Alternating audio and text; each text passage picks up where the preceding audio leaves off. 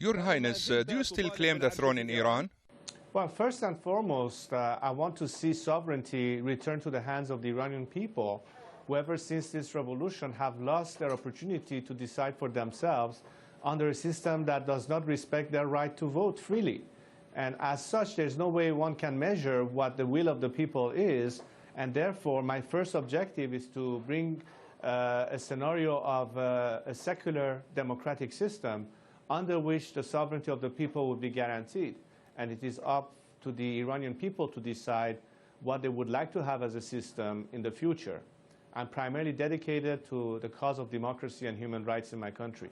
Am I right to assume that you are no longer claiming the throne of Iran? It's not a matter of demanding or not demanding. Historically, everybody knows that I'm the heir to the throne, having been the first born of my father, who was king before. But that doesn't mean that at this point the issue for me is to debate the form of regime.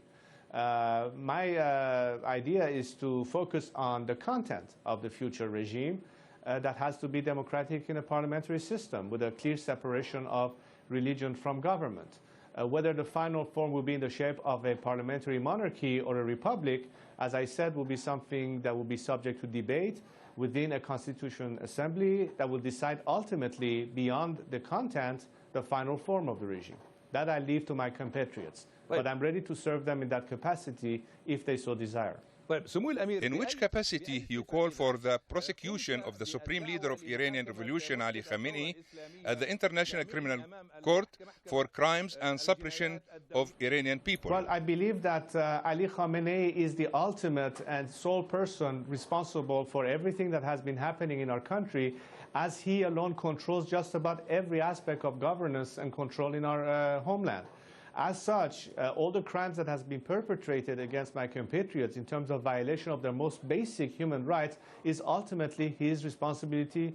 And as such, I believe that there is grounds to put the case in front of the International Criminal Court on the basis that it has had precedence. For instance, in the case of the former president of the Ivory Coast. Since Iran has not ratified the Rome Statute, we cannot directly go to the ICC, and we have to refer the case to the Security Council of the United Nations, who could then pass on this dossier to the ICC for pursuance. The issue is extremely important for my compatriots, and as a matter of fact, as a result of my initiative, I had had tremendous amount of feedback from the country, from many Iranians, including many members of this very regime in various apparatuses of governance, from coercive forces such as Revolutionary Guards, as well as the civilian bureaucracy. You say that the case needs to be referred to the UN Security Council, but as an individual, you can't do that. Is there any country which is prepared to adopt your case? No, I know that I cannot do it as an individual. No Iranian as an individual can. But we can refer the case based on a volume of facts, of documents that attest to the fact that there has been systematic violation of human rights in Iran for many, many years on a variety of subjects. And as such, there is grounds to bring this to the attention of the Security Council, who could, of course, pass on, as I explained earlier, this situation to the International Criminal Court, if there is indeed appropriate documentation for it. I have spoken, of course, to many experts in the field, including legal advisors to many foreign governments, who believe that there is more than enough evidence that has been submitted in the package that was attached to my letter that passed on this dossier to the Security Council to have merit and grounds for this dossier to be given to the International Criminal Court. To which countries those experts and advisors belong?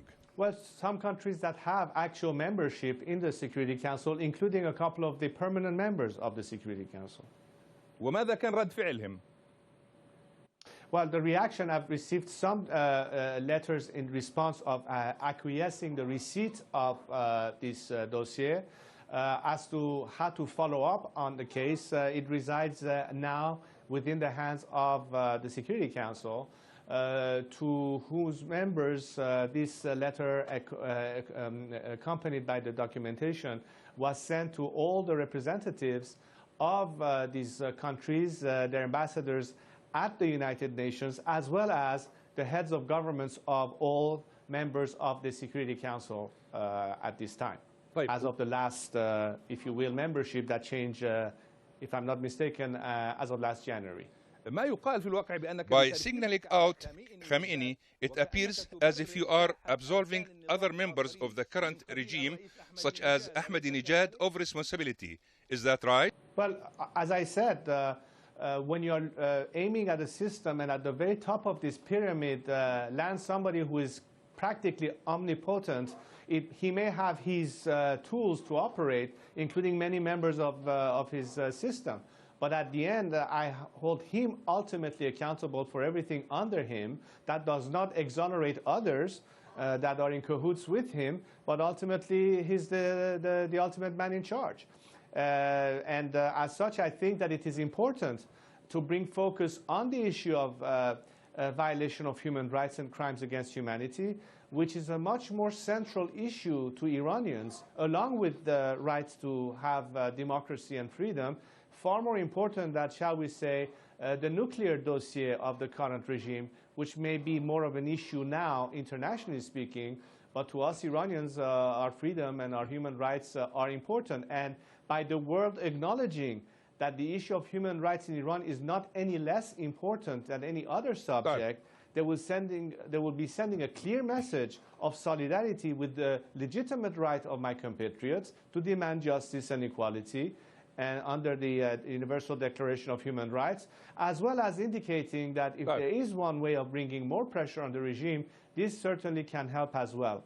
And finally, I would like to add that, yes, it is important for many people who have been somehow stuck within this regime, and yes, they might have carried many orders by this regime, but if one day we want to resolve the issue and bring an end to this cycle of violence, not only by creating a democratic alternative, but going through a process of national reconciliation and amnesty, we cannot forever hold everybody accountable. And that may be a way to help the loosening of the system and the defections from this regime to people who need to have a guarantee of survival beyond this regime, even though at this point they are stuck in this regime. Your comments on the actions and practices of the current Iranian regime leads one to say, didn't your father's regime commit similar acts like the oppression of the opposition at the hands of the Savak? Well, I have been myself critical of those aspects that were not justifiable and cannot be condoned under the previous regime. However, I would suggest that there is no comparison between what existed before as to what is going on today. At the time, let me be very clear, the only objection that the opponent of the previous regime had was on the issue of lack of political freedom and participation, whereas every other opportunities and freedoms did exist for Iranians. But today, the most basic rights, not just political, but even their more basic social rights has been violated. The status of women, religious minorities, ethnic communities, I can go on and on. There's no basis for comparison. However, that doesn't mean that criticism should not be due when it is, and I have been very vocal about that on the record, and I believe that the future that I am seeking for the sake of future generation is one where we learn from history, correct the mistakes, avoid any kind of concentration of authority or abuse of it under a system of justice and law. You say that people of Iran are facing a regime which commits atrocities. This requires the intervention of the free world. Not at all. I think Iraq was a big mistake if you ask me. But the point is, I have seldom seen movements of civil disobedience that avoid violence to bring down authoritarian regime without some degree of international support. We have seen that in many cases in Eastern Europe at the time of the collapse of the Soviet Union. I think today the Iranian people have very clearly indicated their overwhelming rejection of this system.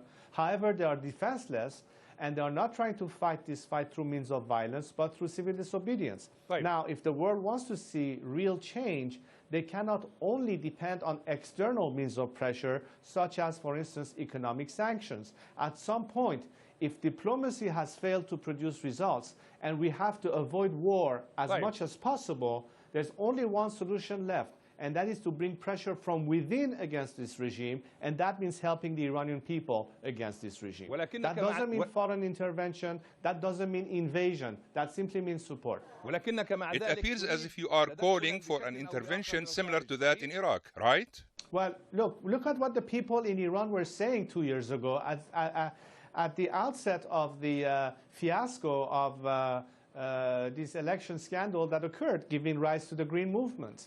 What were the people on the street asking? What did they verbally say in their slogans, asking the world to support? They were calling upon the American president, Mr. Obama, are you with us or with them? That is a request for intervention, for support, for acquiescence. I think the message was loud and clear on the streets of Iran. I'm just merely repeating what the expectation of my compatriot is today from the outside, particularly the free world and the strong, greatest democracy out there. While talking about foreign intervention, you say that Obama is not in a mood for such an intervention, correct? What I'm saying was that an opportunity was wasted 2 years ago, where the policy of this government, the U.S. government, was to focus primarily on engaging and trying to have a negotiation with this regime that time and again has been using this as a means to buy time, only to proceed with its own ultimate intentions. Meanwhile, the world, as a lack of transparency, is stuck between failed diplomacy and the prospect of potential military strikes against my country. And in between all this, I'm the one, along with many of my compatriots, suggesting that the solution is not war, the solution is not to attack Iran, the solution is to help the Iranian people to bring about change, and as such, under a different system, the whole world can breathe easier, including our neighbors in the Persian Gulf area and everybody else, because this regime has proven to be antagonistic to stability, to peace, and is committed to spread radicalism and terrorism, as opposed to bring stability and peaceful coexistence. In an interview with Channel 10 of Israeli TV, you called on Israel to abstain from attacking Iran and to help Iranian people, instead of that, to topple the current regime. Did you say that? Yes, I would do anything in my power to prevent a military conflict with my country. I'm most concerned about the consequences to my compatriots. It will certainly not be effective in terms of putting an end to the Iranian nuclear program. It may at best delay it a little bit. And at the end of the day, the whole world might come to the conclusion that this regime has to disappear completely. The only difference would be that in the meantime, you have had a war. You open a wound that has never existed between my country and Israel and the Jewish people since the time of Cyrus the Great. And it will force elements that could be on our side to a position of defense. War is not the best solution. It certainly is not my solution, but there has to be an alternative. And the alternative, again, I repeat, is to help the Iranian people overcome this regime at their own hands. It's the least costly and most legitimate way to bring about a real final solution. Do you think that the Iranian people would react positively to your call to Israel to help topple the regime? But I ask you, if you're an Iranian sitting in Iran, would you rather have a country that could help you get rid of this regime, which is the root cause for the problem, or on top of injury, adding insult by bombing you? I think the answer is clear. Now, understand one thing. Iranians are proud of their history and culture. When Cyrus the Great, who is the first leader of our world to bring about human rights in his declaration, when he freed the Jewish slave by conquering Babylon and helped them rebuild their temples, we today, as the children of Cyrus the Great and Queen Esther, now are in our hour of need. And we ask simply the Israeli people that, perhaps your existence is owed a great deal to Persians back then. Is your answer to us today bombing us or helping us? I think that's a very obvious question that people inside Iran would be asking themselves and their expectation. Besides, if you follow to the extent that today the Internet provides us with so many other means of measurements, you can imagine that there's a strong undercurrent on the one hand, between the Israeli people and their counterparts in the Iranian side, the Iranian people, sending each other messages of peace and brotherhood, as opposed to the rhetoric of warmongering and military conflict. Masoud Rajawi of Mujahidi Khalq was considered a good man when he challenged the regime, but turned into an evil when he gained the support of Saddam. Is it fine to seek Israel's support, but not the support of Saddam or the Arabs? I don't see the point of your question. First of all, at the time that I was in Egypt, when Saddam attacked Iran, I sent a telegram to the Chief of Staff of the Iranian Air Force from Cairo, asking him to allow me to return to my country, even though Khomeini was there and the revolutionary regime had taken over, to fight against the aggressor as a pilot in the Iranian Air Force. My choice was not to seek the support of a country that had attacked me. The other groups may have decided otherwise. And I leave that to the Iranian people to decide who is a patriot and who acts against them. سمو الأمير.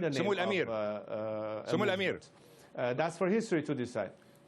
But in terms of support for the cause, as I said, I am not asking for any kind of military intervention. On the contrary, I said, we want a campaign, internal campaign of civil disobedience that requires a lot of support, not just from one country, Israel happens to be one of them, but any people who believe in equality and justice and freedom all around the world. I would particularly expect countries in our own neighborhood to do that, because after all, they stand to suffer from the consequences of this regime's perpetration of instability as opposed to a different Iran. Your offer to fight in the Iranian-Iraqi war alongside the current regime led some people to consider that a sign of racist, nationalistic, Persian attitude. What do you say to that? Well, of course, what do you expect me to do? If my country is attacked, my duty is to defend my country if it's been invaded by a foreign military force. Of course, it's my primary duty as a citizen of Lebanon. Do you agree that there is a common feeling in Iran that they might have got Islam from the Arabs, but they don't really like them? Is this a fair assessment? Look, the viewpoint that I have is one where we think of ourselves in the region not to be always manipulated by greater forces that have pinned us against one another throughout history, to live together in peace. Persians with Arabs, Sunnis with Shias. It does not do any good to any of us if we allow these kind of conflicts take away from what we really ought to be focusing on, which is regional cooperation, regional investments, a common market, a common regional security pact that we can collectively achieve.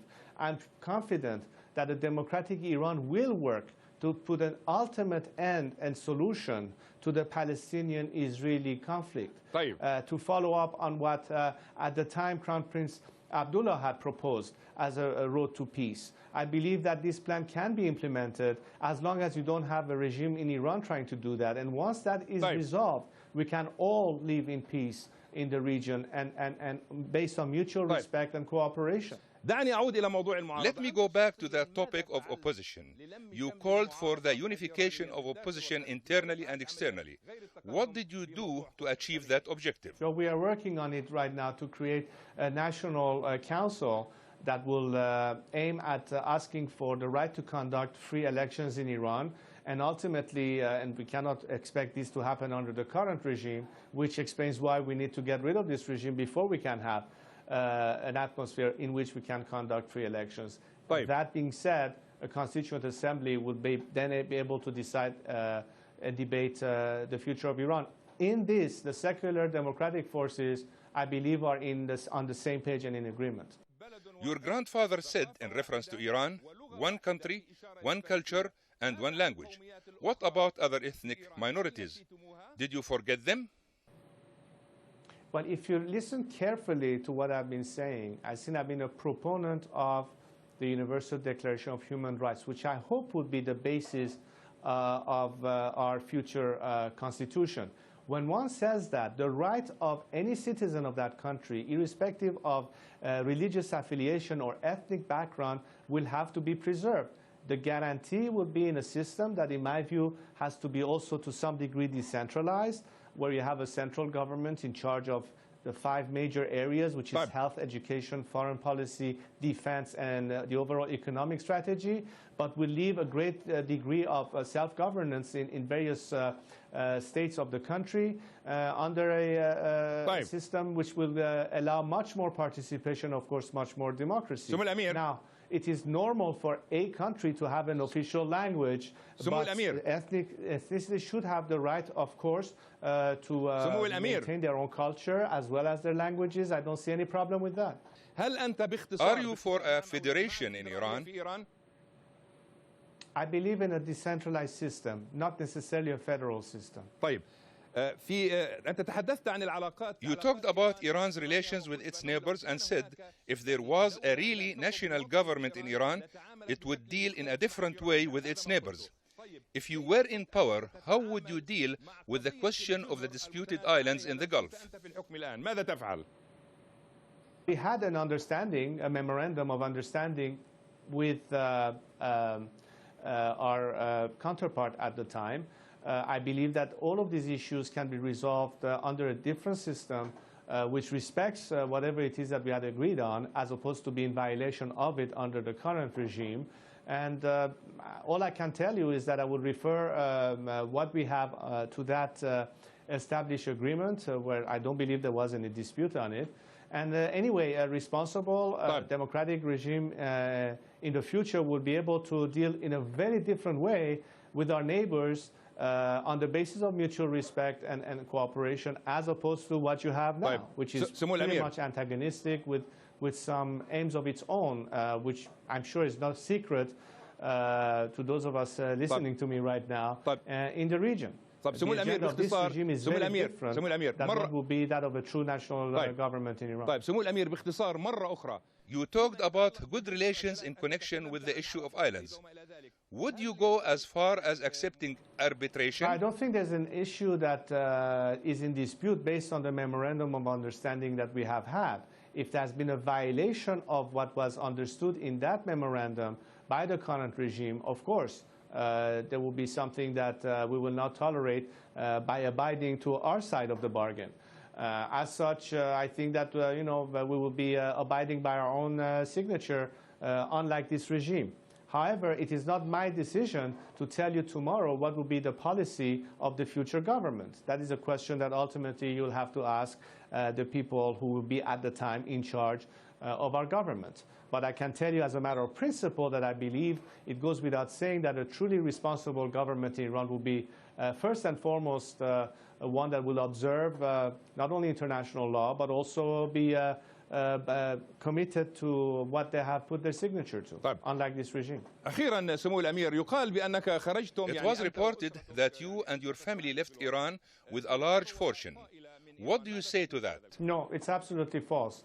You have to understand that those who accused my family, particularly my father, of it, had an intention. They wanted to provide some character assassination in order to gain power, and we know them as they are now. Now, a simple question is, in 33 years, there has not been a single shred of evidence proposed by this regime, who had lost every case that is brought against my family about these alleged statements in the past 30 years, nor has there been a single Iranian who has ever brought any claim of impropriety against the family.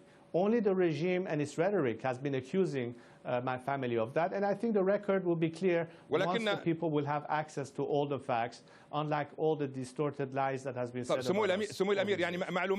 Finally, the Iranian government brought a suit case against you in Switzerland. Is that correct?